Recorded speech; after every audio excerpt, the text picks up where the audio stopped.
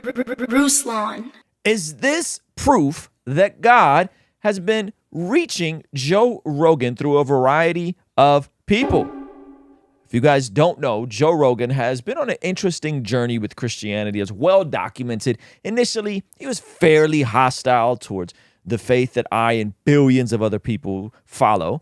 And as of recent, it seems like his tune has been changing and that he has been more sensitive to Christians, been more sensitive to the values that Christians present. We saw this in his interview with Seth Dillon from the Babylon Bee and them going back and forth on things like pro-life and all kinds of other conversations. Jordan Peterson obviously has had some degree of influence. And so there seems to have been some sort of shift happening.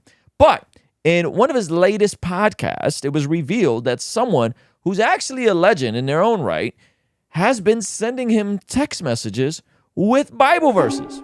Now, why is this significant? Well, Joe Rogan, if you guys didn't know, has one of the largest podcasts in the world, one of the biggest bases of listeners. And man, if he were to come over to the faith that many of us follow, that it would be a pretty big deal, to say the least. And so I wanted to play this clip for you guys and show you guys the exact moment, and then tell you and show you who this person is. And by the way, just so we're clear, this is not a Christian comedian or anything like that, but it is fascinating nonetheless. Okay, so here is episode 2005.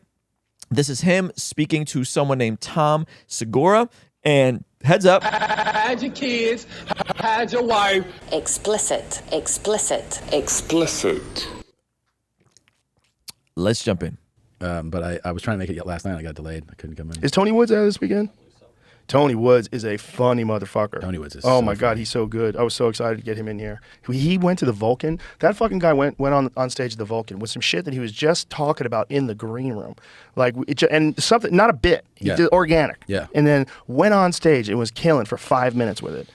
So he referenced this other comedian named Tony Woods. Tony Woods, he says, is an amazing comedian. Said he was in the back room just chatting, and then took whatever he was talking about in the backstage area, went on stage and crushed in terms of like an improv comedy set. Okay, and then listen to what he says next with it. Yeah. Just so smooth. He's so smooth. So, what a veteran. Tony was a veteran when I met him. Yeah. So I met him in like 92, 91, somewhere around there. And no like arrogance about Sends that guy. me Bible verses. Yeah. So it's revealed that this comedian sends Joe Rogan Bible verses. Okay, now I'm gonna show you guys who Tony Woods is here in a minute, but this is very interesting. Sends me Bible verses and tells me God bless me. All the time. All the time. There he is. People don't even know. He's so good, folks. If you get this, when is this coming out? Is this coming out tomorrow? Tomorrow. Yeah, so if you get this July 7th through 9th, Tony Woods at the Mothership. It's probably already sold out. Mothership is Rogan's comedy club in Austin. Okay, I hope to make a pilgrimage there someday, if you will. Okay, sounds like an amazing venue for comedy. I'm a big fan of stand-up comedy, in case you didn't know. And so Tony Woods is sending Joe Rogan a Bible verse. Now, we're going to get into who Tony Woods is here in a moment, but let's just finish this last little bit. Can't recommend it enough. He's I so did, good. Shoreline Amphitheater in Northern California, I think that's what it's called. Just north of San Francisco, with Chappelle and like a lineup, like a festival-style lineup. Dude, Tony Woods went up like 5th and did, I don't know, 20 minutes, 20 minutes. And it was 22,000 people. Woo! And he got a standing ovation. God. And the rest of us just looked at each other and we were like, oh shit. 'Cause we all had to go after him. We were like, fuck. Okay, so they bring up a significant name in the stand-up comedy community, which some of you guys probably have heard of, the name Dave Chappelle. Okay, now, why is Dave Chappelle brought up in this conversation? Okay, well, if you guys didn't know who Tony Woods is, he is a massively OG comedian. Okay, and again, I am not saying that this is a Christian comedian or anything like this. Okay, I'm just saying that Tony Woods is a comedian, that Joe Rogan isn't just saying he's the salt of the earth, he's an amazing human, that Tony Woods is actually a big brother to Dave Chappelle. Okay, so you got Tony Woods, who is, and by the way, relatively low key, only 20,000 Instagram followers. Okay, and he is here openly talking about how Tony Woods is sending him Bible verses.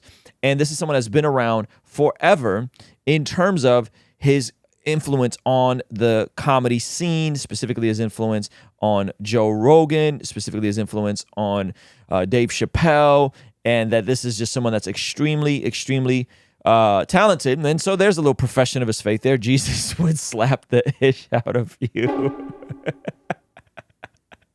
That's funny. So I find it interesting that this comedian that's influential to so many different people, so many different comedians from Joe Rogan to Dave Chappelle, is sending Bible verses to Joe Rogan, telling him that God blessed him, and is possibly, I'm not speaking this with any type of certainty, but possibly being used by God to sow seeds.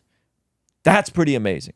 Okay, that's pretty amazing. And again, I don't know how long Tony Woods has been a person of faith. I don't know how long Tony Woods has been professing faith in Jesus. I didn't see any of this in any of the interviews that I pulled up. I didn't see any of this in any of the comedy that I pulled up. And some of it is explicit. In other parts, I've seen entire bits where he just goes completely clean without any profanity, right? So I don't know what to make of this. I find it extremely fascinating that every time we turn, we see Joe Rogan talking about God and Christianity and the Bible in a different way than he did 10 years ago. And I find that extremely intriguing. And is God attempting to get Joe Rogan's attention through all of these different means? That's an interesting idea. But then my next question is, in the grand scheme of things, is we know that the scriptures in 1 Timothy says that it is not God's will that any should perish, right? That he is a patient, good, loving God. And that in the same way, can you relate to the idea of God pursuing you? Can you relate to the idea of God consistently putting people in your life to drop seeds and to be patient with you while you're out doing your own thing, perhaps having been hostile to the gospel? I could tell you guys in my personal life, when I first started to think about these things as a teenager, I was very adamant because of the junk that happened to me in my formative years that I was anti-God. I had experienced SA. My dad wasn't in my life. I got arrested at the age of 11. My life was a complete train wreck. My mom was an alcoholic. And so I was very adamant that I did not believe that God existed, because if he existed, he definitely didn't like me, and I just couldn't reconcile all of that. And so as I continued and would have these conversations, God would consistently send people in my life to plant seed. Sometimes people that were not always the most congruent Christians. Other times people that just prayed for me and encouraged me and would continue speaking life over me. And some people that even, this might spook you out, said things and predicted and prophesied the very things I'm doing now in terms of YouTube and podcasting. Hey, one day you're going to do great things for Jesus. And I was like, Jesus ain't real, right? And so it's fascinating that God is always on the pursuit to reach people that are far from him. And my question to you guys is, would you be so bold as to be a part of that process? Would you be so bold as to be unapologetic in sharing your faith with your friends and family, even if you aren't perfect? Even if you too may have some blind spots.